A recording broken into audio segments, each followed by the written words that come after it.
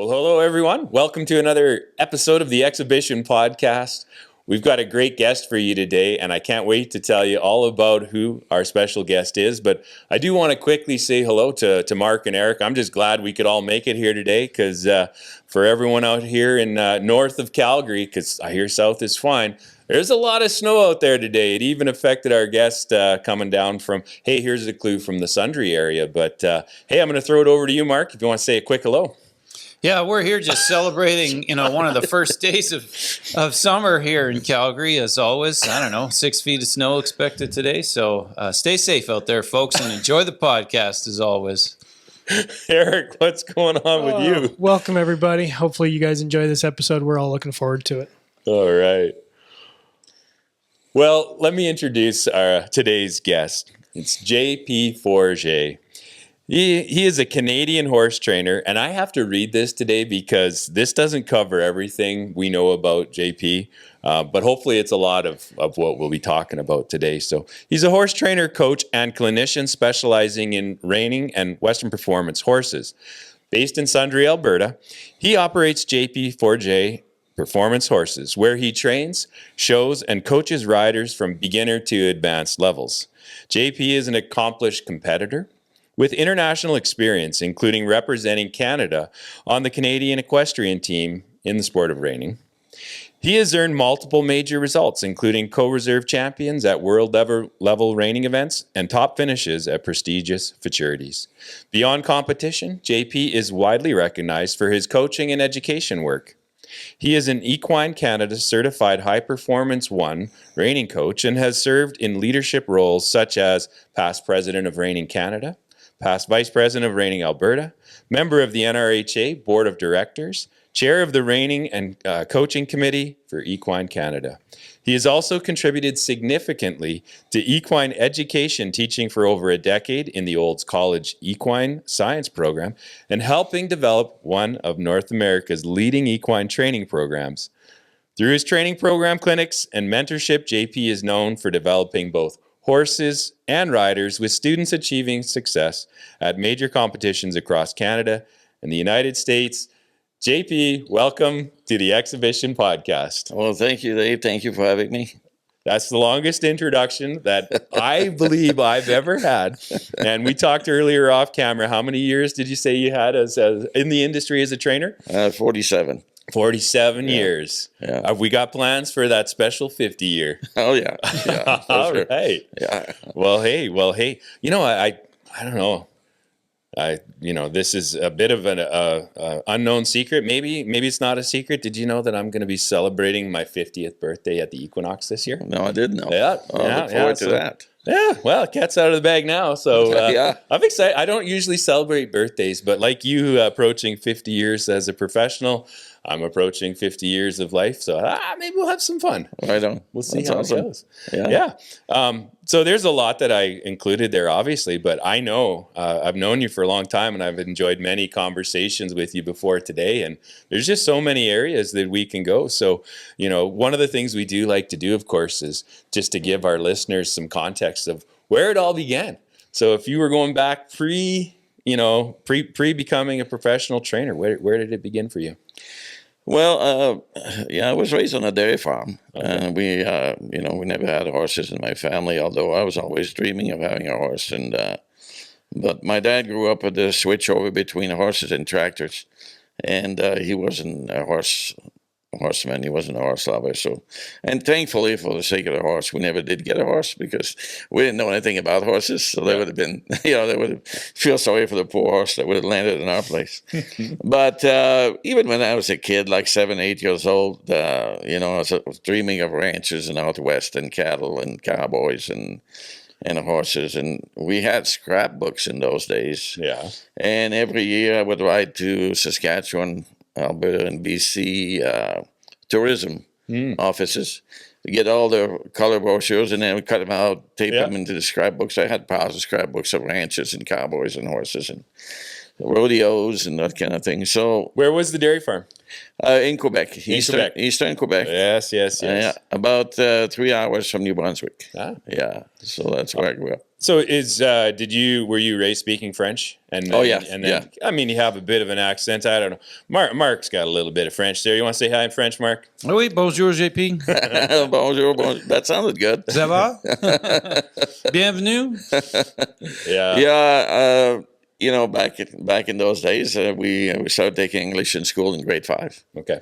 and I loved English. I enjoyed that class, and then I was always listening to Hank Williams and you know that kind of music. So I built a bit of an ear for the English. So yeah, definitely French though. Everything was French until I went to work in the U.S. for a trainer named Don Ellis when I was I think 20, 21.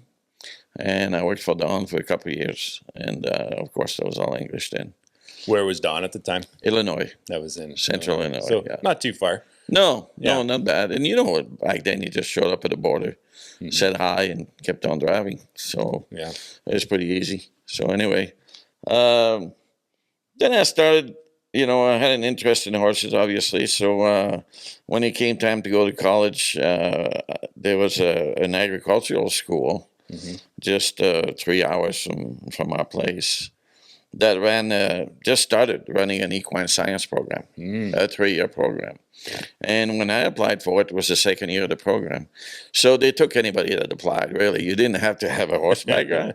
All that happened was instead of going to phys ed, playing volleyball or soccer or whatever, or hockey, you went to the barn and rode horses. Oh, wow. And so that's how I got into the horses. Yeah. And it went from there. 3 years in college, then I started working in the industry. And Yeah. yeah. That's incredible. I mean, it sounds like it was always on your mind, and then that opportunity presented itself. And Yeah. did you get on any good horses at that time? Like, what did they have in the barn for you? Well, the funny thing is, I started riding jumpers, Oh. and rode jumpers about 3'9", 4-foot jumps, Yeah. and then there was obviously a Western program there, and one day the Western instructor let me get onto a reining horse, and I couldn't ride jumpers anymore. Yeah. I was just hooked up on the lightness and the athletic ability of those horses, you know. I was explaining just yesterday to someone, like myself, not a horseman, and just like what you just said with the reining horses and how special they are. I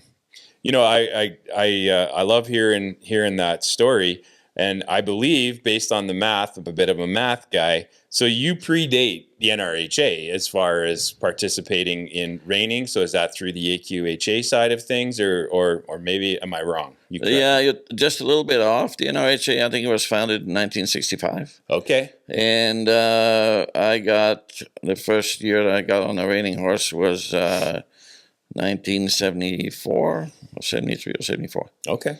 Yeah, so just Okay. a little bit. Yeah. But I mean, the NRHA was just in its starting stage. Yeah. And There's been some evolution over the years, haven't there? big time. Yeah. Yeah, so I got to go to the show, and in those years, videotaping runs was like a novelty. Yeah. My college and my class were the first ones to videotape reining classes. Yeah. For people to review at any horse show, any NRHA horse show in the world. And we videotaped the reining at the Quarterama, which used to be a big, huge quarter horse show in Toronto in March.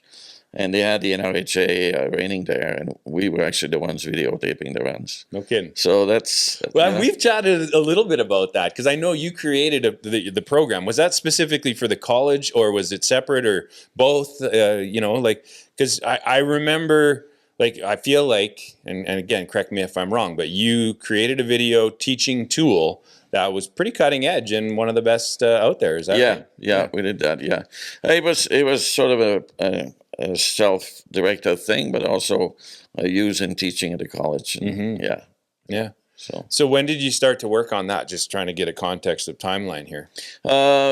probably, I'm going to say about the 2000 year. Okay. Yeah. Yeah. When we started working on that. Yeah. Yeah.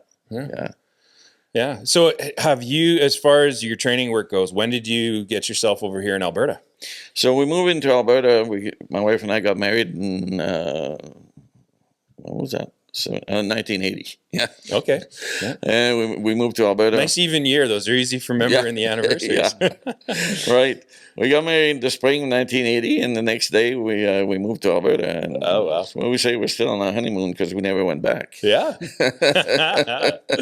So we actually moved to Manitoba first. Oh, yeah. We spent the summer of 1980 in Manitoba, Yeah. training horses for Don and Doreen McKenzie. Okay. And Don and Doreen are very well known in the quarter horse industry. And so we trained horses for Don and Doreen in 1980.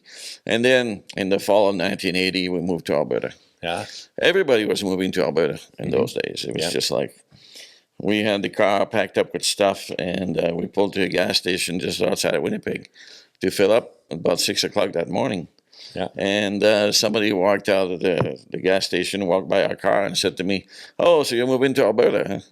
So I mean, it was everybody was moving to Alberta. Yeah. So that's when we came. Good. Yeah. Wow. It's so I'm doing the math. Yeah. It's 45 years ago. So yeah. Well, that's great. Well, I mean, I especially when we first started coming to the classic shows, would see your wife and family there at the shows. And, as far as like the work as a trainer, do you think it's good, or is there challenges as far as it being a business for your family?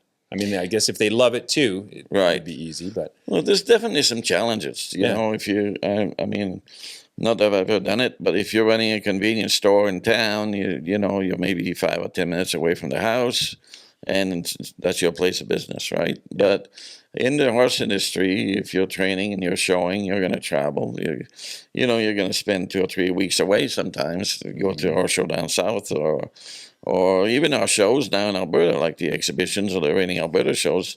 We move in on the Monday evening and we don't get back home until Sunday evening, right? Yeah. So, and if your spouse works as my wife does, then she can't just be there all the time. So there's definitely some challenges to a family and the relationships for sure.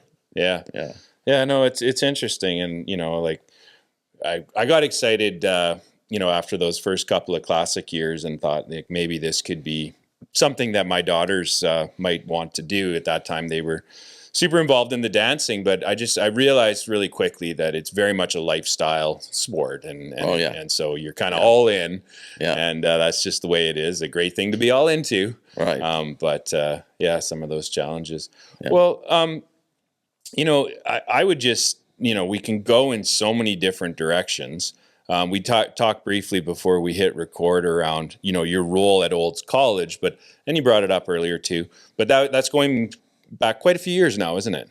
Yeah, I worked at Olds College for 15 years, and I think it's been 29 or 30 years since I left Olds College. But those were absolutely exciting years. Mm-hmm. My time at Olds College, I started there as a herd manager, if you will. I was managing the horse herd under the farm manager.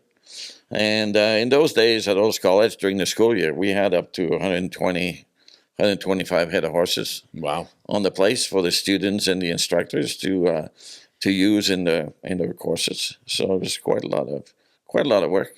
Mm-hmm. And then, so I was herd manager for 4 years, and then I became an instructor, and eventually I was the program coordinator of the equine science program, and just tons and tons of good memories from Olds College. Yeah, working with the young people, coming into college, and it was very fun, very challenging, and very interesting.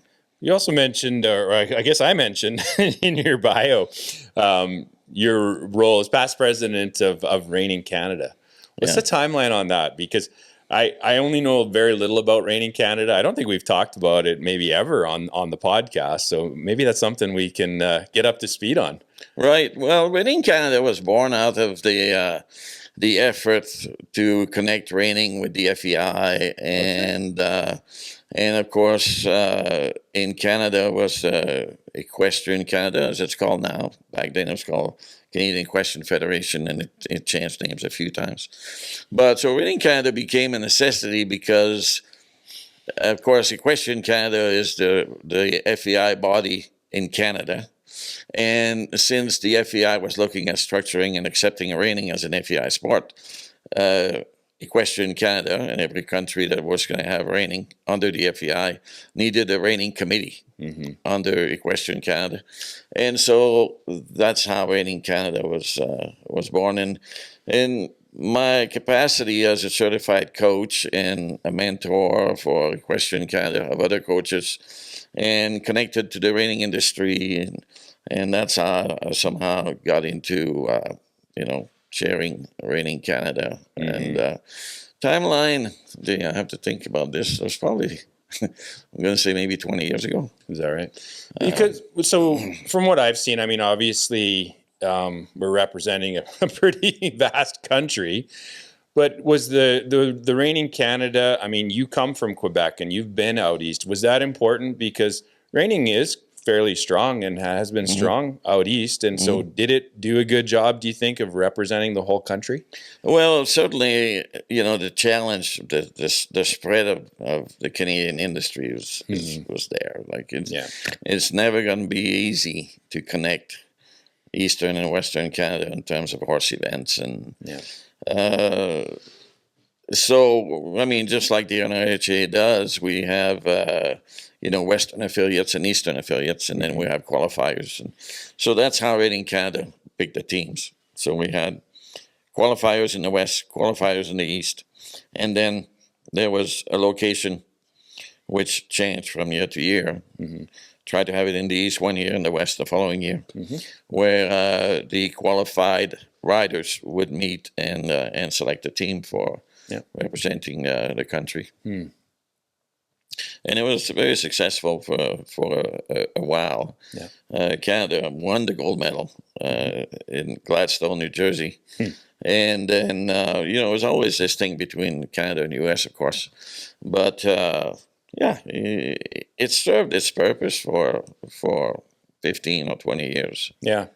I appreciate that context because in my mind, that the need for Reining Canada was an NRHA specific thing, but I guess that's not what I'm hearing. It's like maybe there's a connection now, maybe there isn't as an affiliate of the NRHA, but it was more of that FEI. That's right. Was at that time, was the Olympics already a part of that conversation, or is that something that came later? Yes, it was part of the conversation. It grew on later, took more importance, but it already was part of the conversation and part of the vision at that time. And Reining Canada and the NRHA, always, this work together. Yeah. Although each had a different purpose and a different stream to work, right? So, but it's just all the same people. Yeah. So, something that we commented on before, again, we had a chance to hit record was something that mattered in that Olympic movement or FEI. Again, correct me if I'm wrong, but you mentioned that the important thing was they wanted to wait for 6-year-old horses. Right. And it's interesting because, the futurity has always been so important and the 3-year-old futurity. But something that's been talked to me from different people in the industry around where we choose to put our money in the future came up a little bit with our previous guest, with Natalie Weichel, that maybe a 4-year-old Derby is a better place in order to have a longer career for that horse. But what would you see? What are the major challenges in the industry? I get it. It's probably a budget thing for a horse owner, but why would the industry not want to support that 6-year-old idea? Because it interfered, if I'm not mistaken. Yeah, it's a matter of economics. It is. Yeah. I think, and also a matter of history. Historically, the money has been in the younger horses.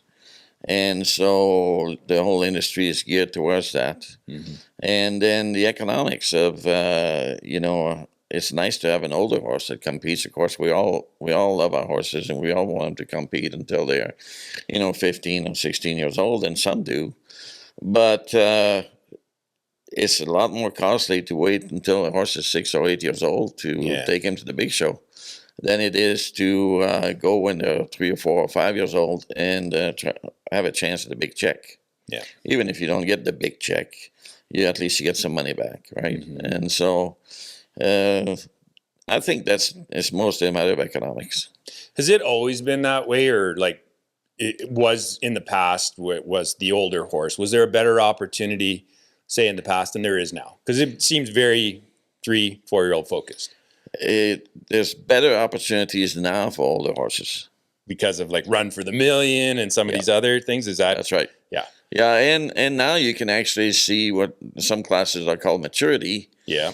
for 8-year-olds. Okay. And that only came up in the last few years. I mean, when I think back 30 years ago, it was all about the 3-year-olds. Yeah. There was even hardly any derbies. But now, starting, May through September, you can take your older horse to derbies. Yeah. And that's fairly recent. Well, because we made a change for our spring show, and we'll see how the feedback is. But we added the 5 to 8-year-old derby. We just instead of 5 to 7. Right. And then, some of the shows that are down south, I think NRBC is an example where they're offering a 5 to 8-year-old derby. Maybe it's a 4 to 8. I don't know. That bracket of their derby goes to 8. They're also offering an 8 and up maturity. Yeah. And so it's weird because that 8-year-old, you have a choice now because Right. the NRHA won't let you go in both. Right. And I'm just trying to make sense of it. Like, is it that, I'm assuming there's more money in the derby side rather than the maturity, Yeah. and so you have a choice. Yeah. But do you think then, would you say that giving that extra year to the 8-year-old is overall good Oh, yeah. for the industry, Absolutely. for the horse owner? Absolutely. Yeah. Yeah. I mean, if there was enough money for a horse to compete as a 9, 10, 12-year-old, Yeah. it would be even better for the horse. Yeah. And it would be better for the owners. It'd be better for the breeders because the longevity is the thing that keeps the ball rolling. If a horse is done after he's 3 or 4 years old, that's a very short-term return. Yeah. So, and I think it's just a matter of time before there's enough money in the older 9 and up. And then people are going to start, managing their horses for that. So I think it's just a matter of time. It's mostly economics, but it's also time. I don't think there's a whole lot of sentiments against showing older horses. I think it's just a matter of, give the owners and the trainers a reason to go somewhere with them. Yeah. And Well, when we came out of the gates and tried to, sort of reinvent the Jack Carter Open, 10,000 added, and that obviously is any aged horse, and it was exciting, and it was about giving, a purse that meant something for those older horses. And it was exciting for a couple of years, but now it seems like the most horses that were competing in there, they either fit in that 5 to 8-year-old or 5 to 7-year-old, maybe the 8-year-olds, or if we had a maturity class. So I don't, I want to learn more. I love hearing your perspective.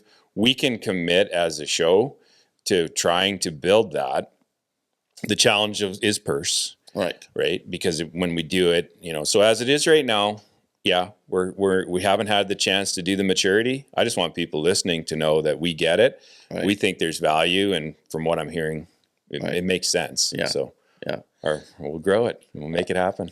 I think it's a matter of time. Like, like you say, the challenge is finding the funds for it. And then you have to have the people in the industry, owners and trainers go, oh, Yeah. well, okay, that's solid now. So next year we're going to take this horse, and this Yeah. horse. But, that might be a year or two before they actually can participate, right? Yep. In the meantime, a show promoter, organizer like you has to be able to keep the ball rolling. So that's the challenge of the whole thing, is being able to keep it rolling and keep the offerings there until the horses from 2 years ago can actually show up, right? Change directions a little bit. I want to talk about your coaching certification, because you had the level 1 there. And I don't know if a lot of people listening will be familiar with that training that you received. So maybe give us a little background on that. I'll probably follow up with a few things as well. But yeah, the coaching certification from what's called Equestrian Canada now, the overall FEI managing body of horse sports in Canada, FEI approved horse sports. was a great asset to the Western horsemanship industry. It structured some lesson plans, and as a certified coach, a person had to be able to write lesson plans and evaluate riders and identify places where a rider needed to improve and be able to deliver that learning and give feedback. And so it was a very still is a very valuable tool in the horse industry. And being a certified coach also meant that you had passed the checks, and you had to update every second year and that sort of thing. So very useful. Mostly focused for most of its history on beginner riders, Yeah. which is good because as a parent, I could take my kid to a coach that was certified, and I could sit down with this coach and get a curriculum. In 10 lessons, this is where we're going to be. In 30 lessons, we're going to be over here. This is our objectives to pass the level 1 rider exam. Yeah. This is our objectives for level 2 rider exam. So it was super useful, and not much different than any other sport. Yep. A hockey coach or a downhill ski racing coach, and it was very valuable. Well, I mean, so often, coaches, trainers, you were talented on the horse, and then you love it and you're passionate about it, and then it's natural, and I feel like there is a lot of value, as you just described, in having some of that formal training, whatever that is. And, I'm educated as a teacher, and I know for me as a coach, because I've coached some hockey and of course raised my kids, but there were just so many things that I learned through that education as a teacher that now it applies and benefits to so many areas of my life. Absolutely. And I suspect for your all the different work that you've done, it's a great investment. Yeah. Oh, absolutely. Yeah. Yeah. It's those skills you carry those skills through everything you do. Yeah. Even just interacting with a client on purchasing a horse, for instance, or talking about a training program for a particular horse. Yeah. Those coaching skills are going to come through, and you're gonna apply them. Something that I'm realizing I didn't talk about in your bio. We didn't specifically talk about judging, which of course you've helped us out in a big way by coming and being willing to do our non-NRHA classes, whether it's the schooling, which can be tough, and or our jackpots that we are starting to add. Again, that's there's a lot of thinking behind that, and I don't know if I've talked about it on the podcast, but you seem to understand how that it's important to have for the competitors. But it's a little bit unfair to ask a judge who's going to be there for 4 days to that be their first impression, maybe. That's kind of the thinking for us. So I thank you for your generosity in making that possible, because it's important. But take me back to other judging experience that you've had. Yeah, I've been judging for, I don't know, probably 3 decades, off and on. And then judging has not been a huge focus of my business, because when it comes to devoting a weekend or to either teaching a clinic or going to judge a show, I've chosen to go with the clinic part, partly because I'm by nature a person that likes to teach and see students achieve results. But the judging is certainly an important part of the whole thing, because when you start preparing yourself to judge, you finally start to analyze performances, and you have to break things down in a way that you don't necessarily have to until you have to watch somebody go on a horse and give them a score. Then it becomes something specific, and I enjoy judging. It's always been a fun thing for me. I judge reining, and I also judge versatility horse shows, and in the past I've judged open shows and all kinds of different classes, equitation and halter and everything else. But it's a big part of the industry, and for me it's it's trying to give back to the people that have supported me, through the years. And so, yeah, it's a fun thing. And it's not easy to stay sharp for 8 hours, watching 90 runs in a row. Yeah. With a half-hour lunch break, it's not that easy to stay sharp. Yeah.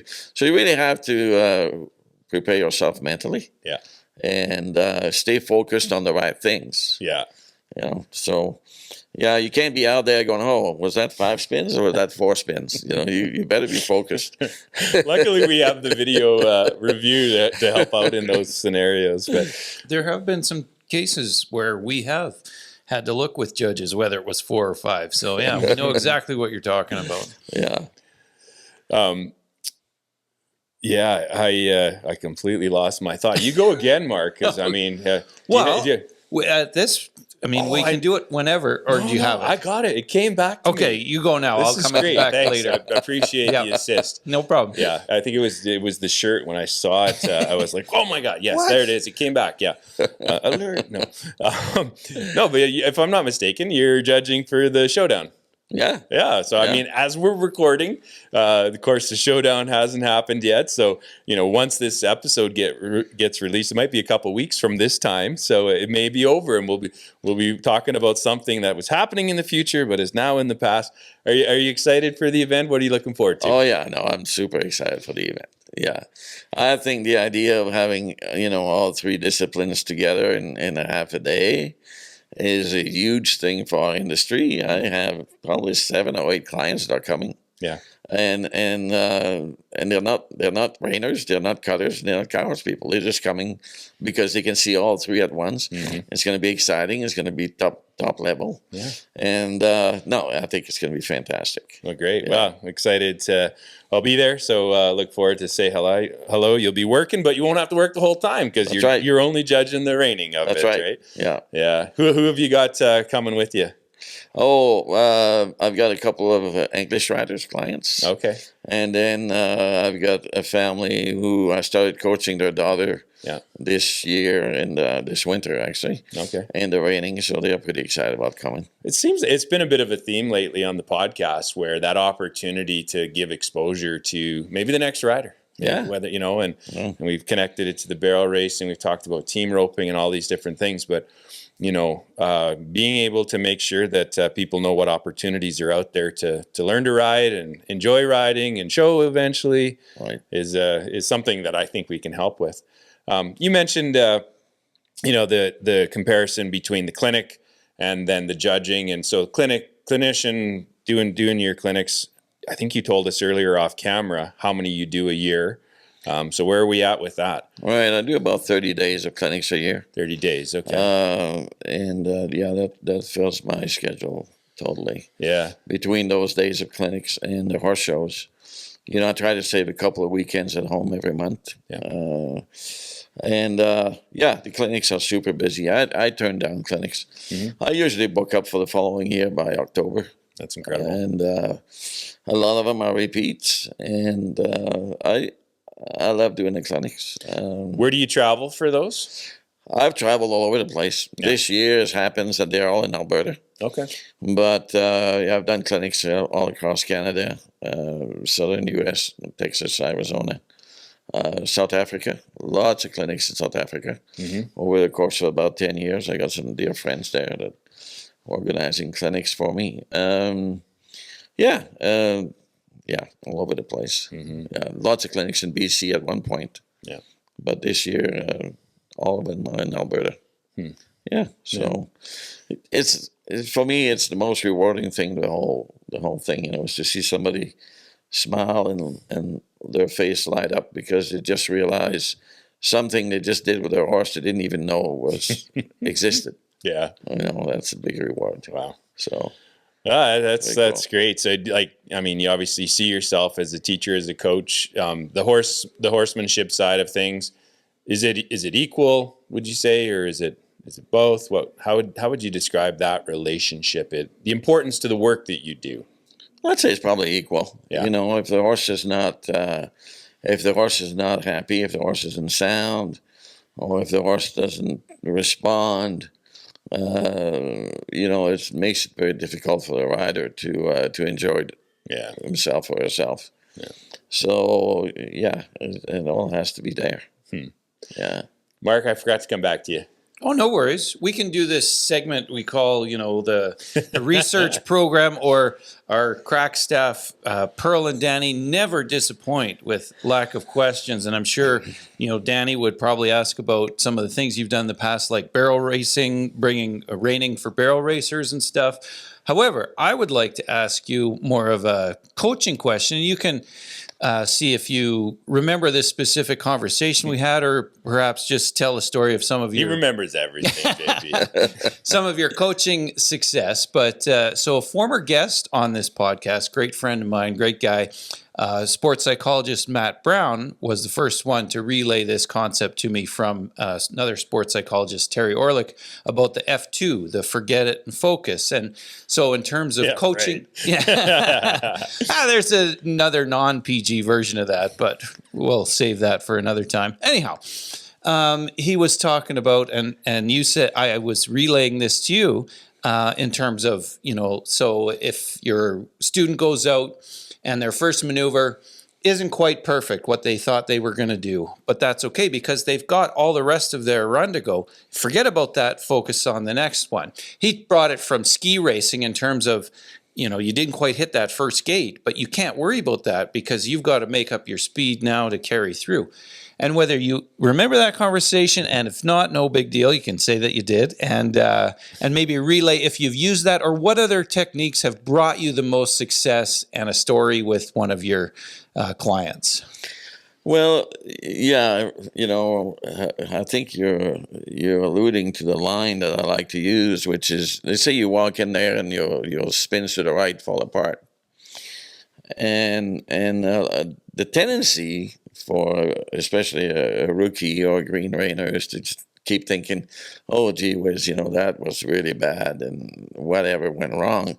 But by now, you're already done your spins to the left and you're in your left circles, right? And you're messing those things up because you're not focused on them. So my advice to everyone that goes in there is, which I do my best to follow also, is if your first maneuver falls apart, or whichever maneuver falls apart through the program, the line that you want to use is no problem, next time. and then leave that behind and then focus on what comes next, right? So then maybe your spins to the left are good, your circles left are good, your lead change to the right is good, but your horse doesn't slow down in your small circle. No problem, next time. And that's so critical when you're in the show pen, to be able to dump what went wrong and focus on what comes next. Because in those 3.5 to 4 minutes, you're going to make like 1,000 decisions, between you and your horse and what it feels like and what you're going to do. So it's important to be able to say to yourself, no problem, next time. Yeah. And then focus on what comes next. The other thing that I think is really important in competing is, and I use this a lot with my non-pro riders, is don't try to go in there and do everything right. It's not going to happen. We've got trainers that won like $10 million in reining, and they'll come out there and they'll tell you that not everything went right. So as a non-pro rider, you don't want to go in there and try to get everything done right. You want to go in there and try to do 2 or 3 things right. And the rest will fall into place because of what you built before. And so when a rider comes out of the arena, we always talk about what went well. That's the first thing we want to talk about. It's not everybody's natural response. Natural response when we come out of the arena is, oh, gee whiz, this was terrible. That went bad, and that looked awful, and Do you want to focus your rider on what went well first when they come out of the arena, and ask them to list those things? So, my spins to the right were good, my circles to the left are good, I nailed my lead changes, got my rollbacks, my backup was sticky and crooked. No, that didn't go well. We're going to get to that later, right? How was your lead departure, for instance? And then I want to talk about 2 things that we're going to do different next time. Not 2 things that went bad.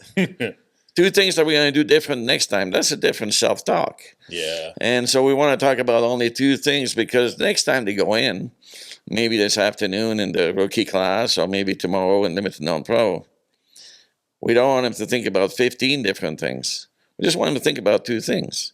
So now we're going to nail those spins, and we're going to fix that back up.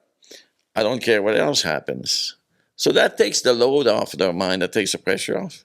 And now they can go in there and focus on those 2 things. They're going to get their circles to the right because they've been getting them for the last 30 runs. Yeah. Right? So you don't need to burden them with it. Just give them 2 things to think about when they go in there, and stick with that. And to me, that's worked best over the years to advance somebody through the levels.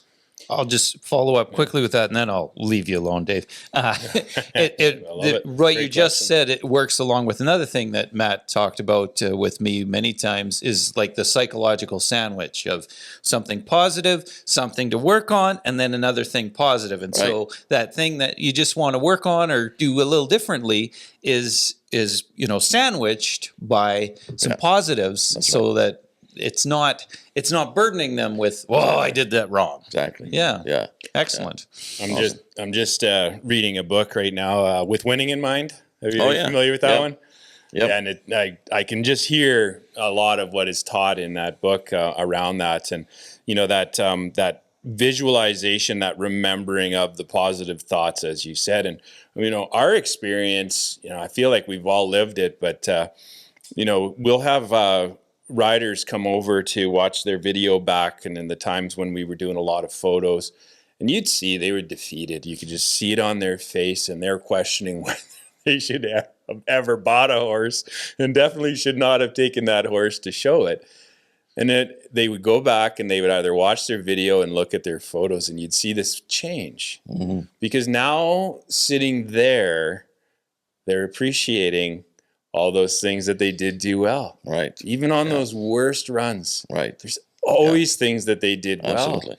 Yeah. How is that time when they've come out of the show and we've got our delayed feed there? Is that one of the greatest opportunities to work with them? Now? That's a huge tool. Yeah. Yeah, absolutely. That's a huge tool. And sometimes we'll go and watch it again. Yeah. After the show's over, or the next day we'll go to the booth and watch it again, because we need to see it again and talk about it again. Yeah. Right. So for the things that we need to do, for the things that we did really well, but also for the things that we need to do different. Like, okay, your horse didn't change leads because you actually didn't ask. Here's your leg never went on. You didn't ask for lead change, right? So by making those points so clear, and the video is a huge tool for that. Yeah, absolutely. That's I can't imagine actually now coaching someone at a show without the video replay. Yeah. Like you just get it's such a useful tool that you depend on it. We've tried to introduce it to other disciplines that we work in, and it's the reiner who seems to benefit the most. And partly it's, the length of the run, it's perfect. The other one's you're right there, typically coaching live, and so you're still there. There's just so many reasons why it works. But it does sometimes surprise us that we haven't been able to incorporate that, because we know we do a good job of our delayed feed. Doesn't work 100% of the time, but we're pretty darn reliable. And when we see how valuable it is, we know that's important work we're doing. So. Oh, yeah. Oh, absolutely. Well, one of the things that I did want to talk about, as far as it's a little bit of a summary of what we have covered here today. But how important would you say that,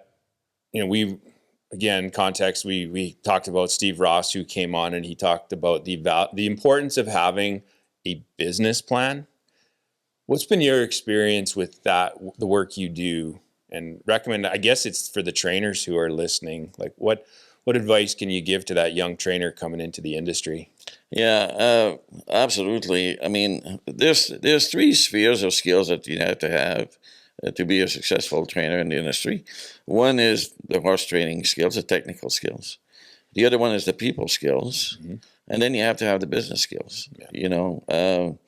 And you could be a very, very effective trainer when it comes to horses, or maybe you're very effective with your people skills. But if you can't put the numbers together and make it work, you're just not going to be able to operate for very long. Like everybody's got to pay feed bills and board bills and buy diesel for the truck, and get the wheel alignments and get the brakes redone. And it takes business to be able to put those numbers together. You have to be able to look down the line and say, my insurance on my truck and trailer is going to cost me this much, and it comes due in May. And so what am I going to do to have that in place? Because, if I don't have something coming in time to cover that, plus the feed bill, plus the board bill, if I don't have insurance on my truck, I can't take my clients' horses to the show. Right? So it's very important to be able to figure out what your income is going to be, what your cash flow is going to be, what your payables are going to be, and have that all organized.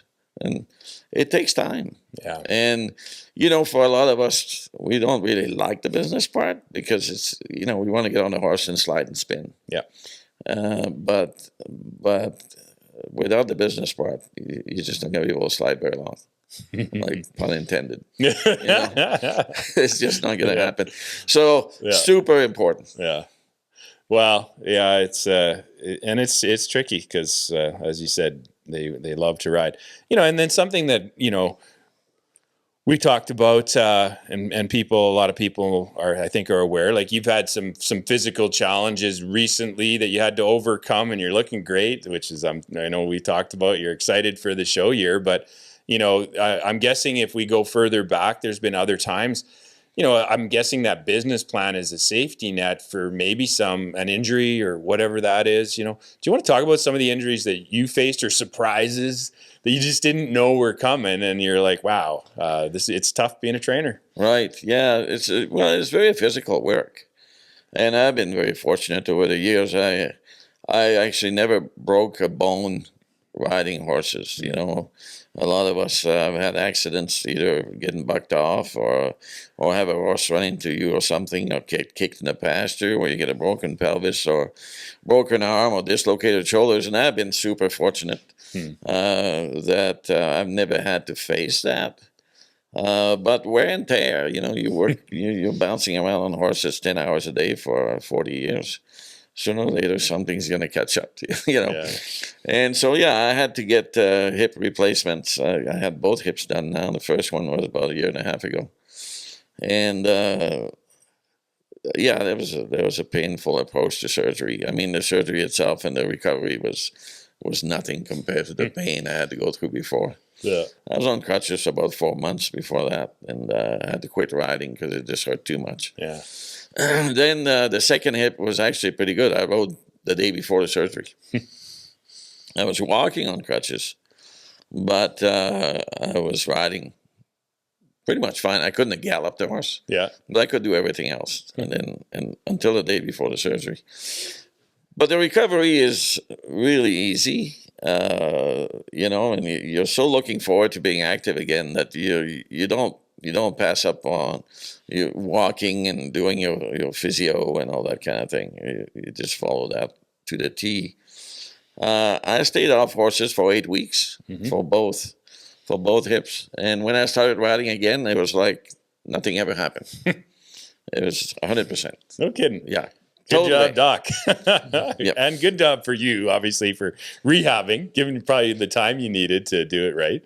Well, and the fact that I was active, it's not like I was sitting on the couch and everything weakened and muscles atrophied. And I was active and I was working anyway. Yeah. So I was still relatively fit, to recover. Yeah. Was this a time to work on your art? Yeah, it should have been. Yeah. It should have been, but the truth is, I really only took a week off work. I was back at the barn teaching lessons. Yeah. Within 5 days, I think 5 or 6 days. I want to know more about your art because I feel like the reason I knew you were an artist because you were set up at the Classic Show and you had some of your art on display. And I don't know if everyone gets a chance to go by there or appreciates that that's you there. So, how did you become an artist? Where did that come from? When I was a kid, I was drawing. Okay. I was drawing lots, and I was part of a young naturalist club. And every week we had an assignment. So I had to draw a beaver or a moose or that kind of stuff. So I was drawing a lot when I was a kid, and then I got busy with other things, and of course life, and I always had in the back of my mind, when I travel out west or see a scene that I liked, I always thought to myself, oh, I'd like to paint that. That'd make a nice painting. And then finally, I had a cancer deal going on about 6 years ago. Yeah. And I was on chemo for 6 months, and my fingers I had neuropathy in my fingers so bad. I couldn't play guitar, I couldn't tie flies, which is my other passion. And so I decided, well, maybe it's the right time to start painting. And so that's kind of how it got on. So it's always in the back of my mind, but then, the opportunity came up when I couldn't do anything else. I started painting. I've seen examples of your work, and it's gorgeous. Thank you. You're heading to the north soon. Yes. This summer. Tell us a little bit about that trip. Yeah, I'm looking forward to the Yukon. I want to spend a couple of weeks in the Yukon. That's another thing that I've had in my mind for a long time. I've been wanting to go to the Yukon, and I don't want to just do like a 5-day trip. I want to go out there and live there for a bit, and experience life in the Yukon. So I'm looking forward to that. I'm pretty excited about the Yukon. So will you have an opportunity to paint? So you said time flies. I mean, you like to fly fish as well? Because I mean, I know people who they're happy they're done at the fly. Right. You do both? Oh yeah. Yeah. The Keep fishing, yourself fit. yeah. The fishing is the fishing has been a passion of mine for a long, long time. Yeah. I used to teach fly fishing schools. Oh, really? Yeah. Wow. So where you live right now, is there some opportunities nearby, or do you have to travel to? No, that's find where I your live. spots? Where I live. You got it right there in the back. Yeah. My house is 10-minute walk from the Red Deer River. Yeah. Yeah. It's yeah. It's a big thing for me as a fishing thing. Yeah. Yeah. I'm not a good fly fisherman. I don't know if it's my hockey wrist shot or whatever. I destroy a beautiful fly in no time at all. But I used to live up in Kitimat, and and so when the chum come into the river, I don't know if you've ever fished from. They get called different names, dog salmon, whatever, but they are ridiculously aggressive, and you could tie a piece of yarn onto a hook and throw it in, call it a fly, and you're going to get one on. So have you ever had on your fly tackle, have you had a big fighting fish, 15, 20 pounds? Yeah, probably the biggest one I had was probably 25 pounds or so. Wow. Yeah, it was a huge rainbow. Yeah, huge. I've had I fished in New Zealand too. And I actually don't know how big that fish was in weight. I saw the fish, but I had it on my line for over an hour. Oh, the one that got away. Yeah, before I lost him. Yeah. But it's I got a picture of me fighting the fish. Yeah. I don't have a picture of the fish. And you have the memory in your head. In high school, I lost a huge salmon with full tackle or heavy tackle on the Kitimat River. And same thing, fought it for over an hour. I was dying. I had passed the rod to a friend who I trusted, and he took over, not for long, and I was like, no, I can't lose this now. So I took the rod back. I lost it myself. And I think I remember it more because I lost it. Yeah. I mean, it would have been nice to hold it on shore. Yeah. But it's the not why you did experience. Yeah. It's the thrill and the experience. And it's quite a thing. Well, so let's if you don't mind, we can transition into where you're going now, because I know you're a little excited about this change that you've got happening. Is it after you get back from your trip or right away? No, it's actually I am moving facility. Okay. Starting April 1st, so actually next week. So we're just getting ready to move now, move the horses and move all the tack and so on. Let's hope we get better weather than today. Right. Yeah. After 10 years at Spur West, I'm going to move on to a new facility. Yeah. It's called Rain or Shine Stables. Rain or Shine. And it's a little bit north of Stettler. And it's a prime raining facility. It's extremely well managed. I'm really looking forward to it. Yeah, it's going to be exciting. We're going to build a raining community around the place, and certainly looking forward to running some exhibition schooling shows next summer. So Yeah, no, well, we're excited for that growth, and of course, Monique Noble is leading a lot of that charge on the grassroots side. But to us, we want to see the industry grow and be successful, and so making sure you have your next generation Rainers coming up, or the new Rainers, all of that. That's exciting, and so Sheila is involved in that. Sheila Stadel and Stadel. How do you hear it? Is it Stadel or Stadel? I think it's Stadel. Stadel. Yeah. Okay. That's what I think I led with that. Sorry, Sheila. Yeah. No, it's exciting. I've known Sheila for quite a few years now, and so then for her making the move out here to Alberta, it's a really good place to be in the reining business. Of course, she's involved on the breeding side of things as well. Yeah. So Yeah. I hope you get some incredible prospects also landing your way, and have some success that way as well. We can go back to Mark and or Eric if you guys had more questions, but something to think about as we move towards maybe the end of the podcast. Is there anything that you would like to talk about that maybe we've missed and I should have asked the question? I think the economics of the industry is a big thing. I mean, we all get excited about a horse that slides or spins or change leads or, bloodlines and that sort of thing. And obviously, those things are important, the meat potatoes of the thing. But the economics aspects of, the work that you guys are putting in about organizing horse shows, and for horse trainers, if there isn't a horse show to take our clients' horses to, we really don't have a business. And so supporting the horse shows and the horse show organizers and being involved in sponsorships and those sorts of things are so critical to the future of the industry. And nowadays there's a lot of big money coming into the reining industry in the last couple of years with the Yellowstone effect, if you will. That's kind of known for that. And I think that's great. I think it's important to have that big money. And the important response to that is that there be level for the competitors, the owners, the trainers that don't have that caliber of horses, right? Because not everybody, as a trainer, not everyone has clients that can go buy a $200,000 yearling. And it's good that there's people who can afford those horses, but there also has to be a place for the owners and the trainers that don't have access to those funds to compete a lower level type horse. So it's really important to have all of these divisions all the way through. And it starts with these schooling shows and works its way through the approved shows, but with smaller purses. Because then an owner with a smaller bank account can still enter the horse, and we can work our way through like that. And I think that's really important to keep looking after all the levels in the industry. Appreciate that a lot. Yeah, I know that when we got started with the excitement of the exhibition, to me it was like money solves all problems, and have as much added money as you possibly could, and that would be good for the industry, and it would lead to hopefully a successful show, sponsors, and all of that.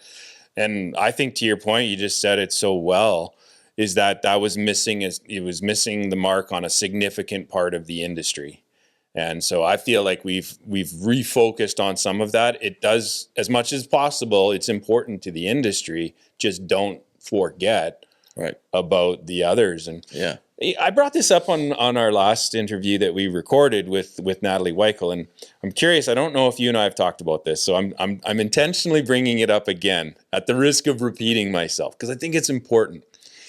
Do you know that certain areas and or countries around the world have their own unique level for aged events?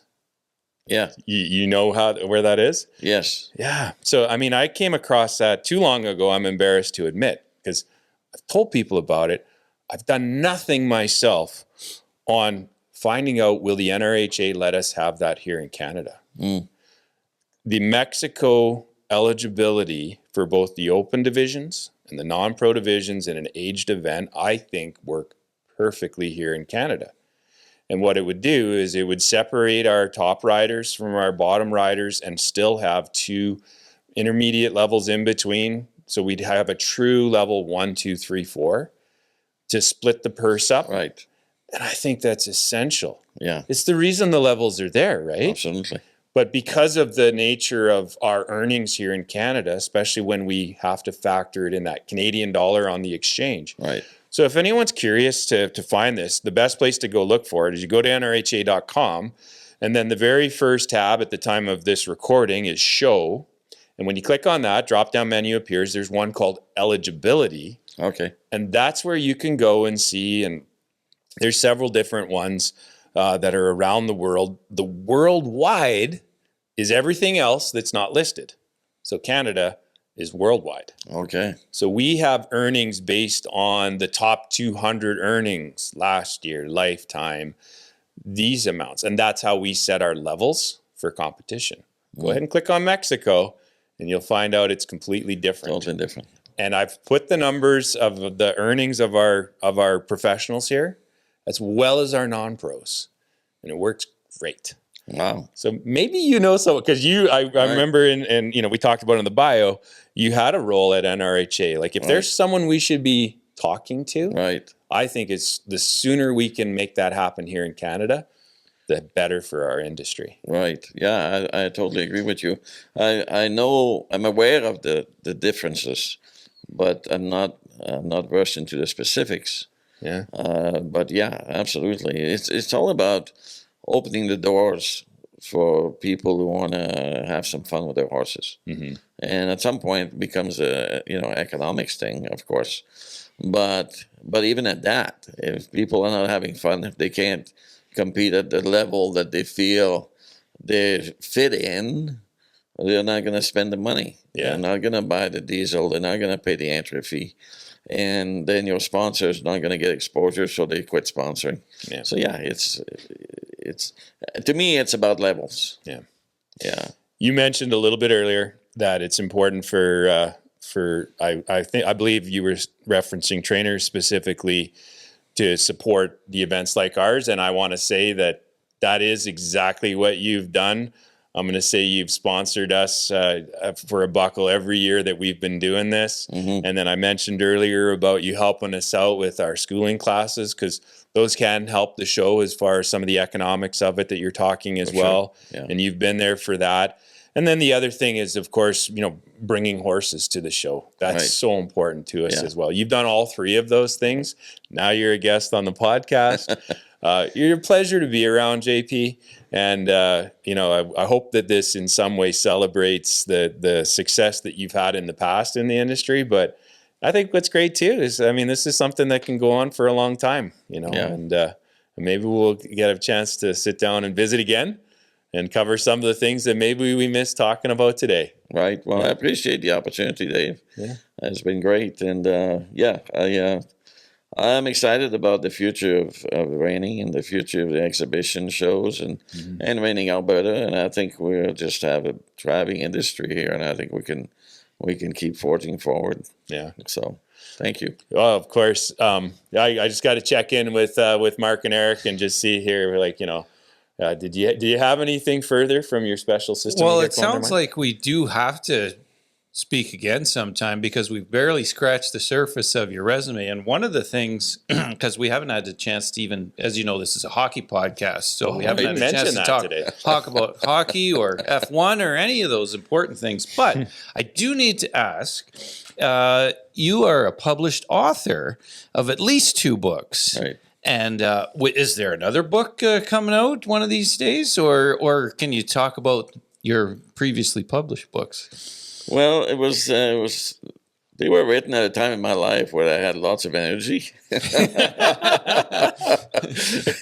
basically insomniac, so I was able to write books middle of the night. But yeah, that was a wonderful experience. I think one of my favorite memories of being in the whole industry is in my last 47 years is sitting on the tailgate of a truck in Prince George, signing off books to people who came to the clinic, and riding in one of my clinics or auditing the clinic, and just sitting on the back tailgate of a truck at the end of the day and just signing off books. That's a great memory.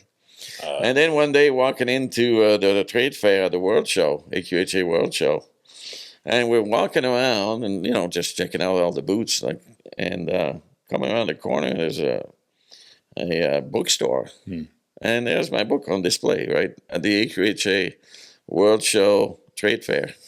And so signed off about 10, 12 books there also.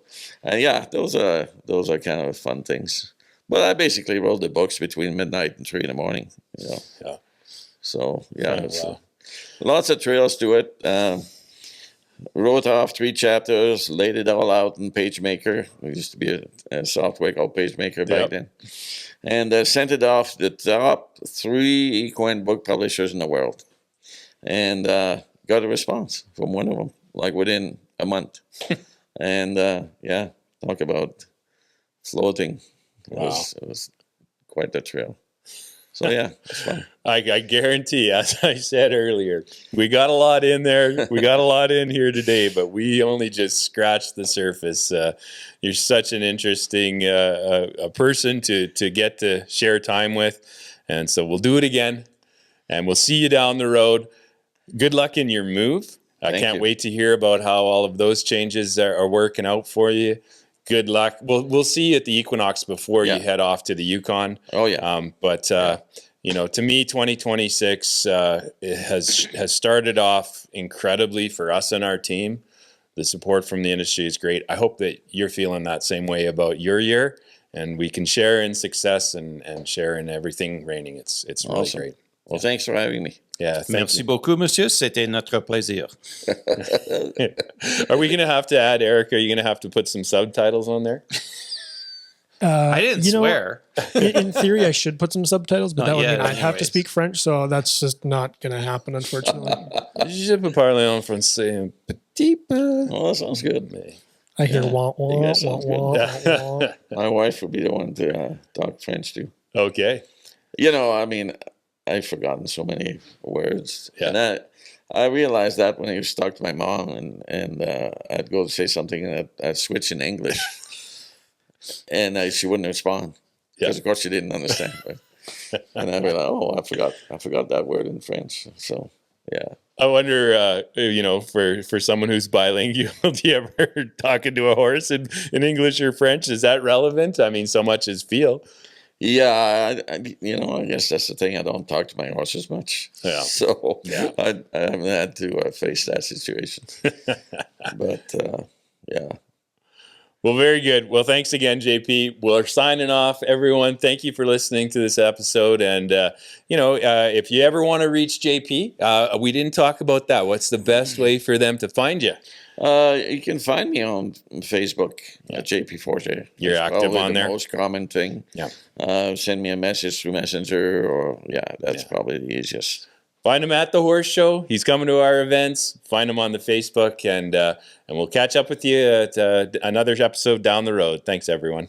Thank you.